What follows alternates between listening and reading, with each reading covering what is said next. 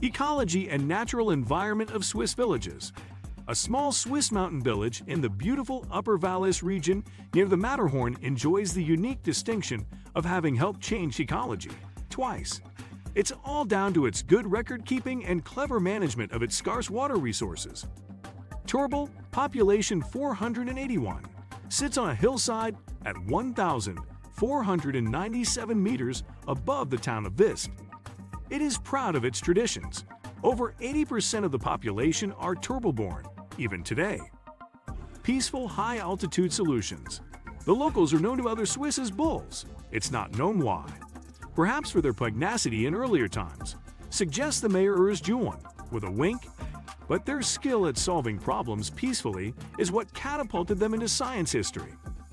The village's meticulous bookkeeping, going back 350 years, inspired the U.S. anthropologist Robert McCorkle Netting to visit Torbel in 1970 and 1971. He was drawn to Torbel by the Swiss agriculturalist and ethnographer Friedrich Gottlieb Stebler, who wrote about the Vistbüttel, which includes the village. In 1981, Netting published an ethnology of Upper Valais life entitled Balancing on an Alp, a study of the ecological balance between the local people and their environment, drawing on the community's historical records.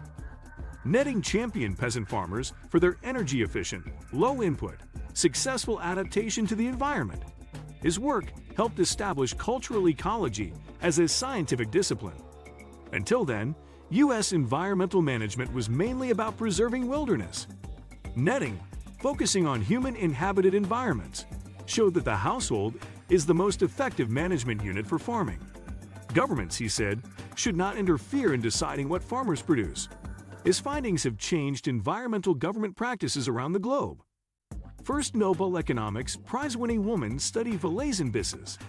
Then in the 1980s, Eleanor Lynn Ostrom, a poor kid from California, came to Torbel in the 1980s as a researcher. In the village, she learned how the local community had successfully managed the region's bisses, Suan and Upper Valais dialect, that has stored Valaisan systems of irrigation channels since at least 1483. Combined with her research around the world, her Torbel studies became the core of her major theoretical work on what she termed Common Pool Resources, CPR. It won her a share of the 2009 Nobel Economics Prize, though she wasn't a professor of economics, but of political science. She remains the only woman to have won the award. Ostrom found 8 design principles for stable allocation of resources shared by a common pool.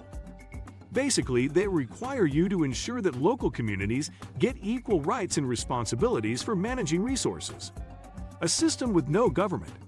The system doesn't require a government to oversee it or individual ownership. Her principles challenge the prevailing orthodoxy, known as the tragedy of the commons.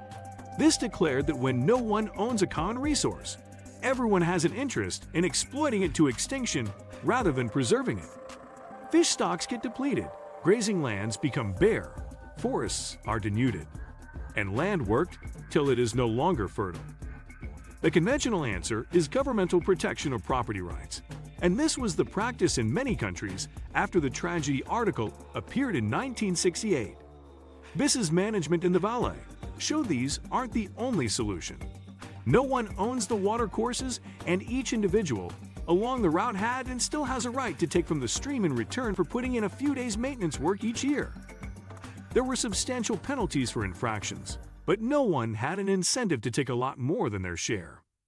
Direct democracy at work. It was an amazing story of direct democracy at work.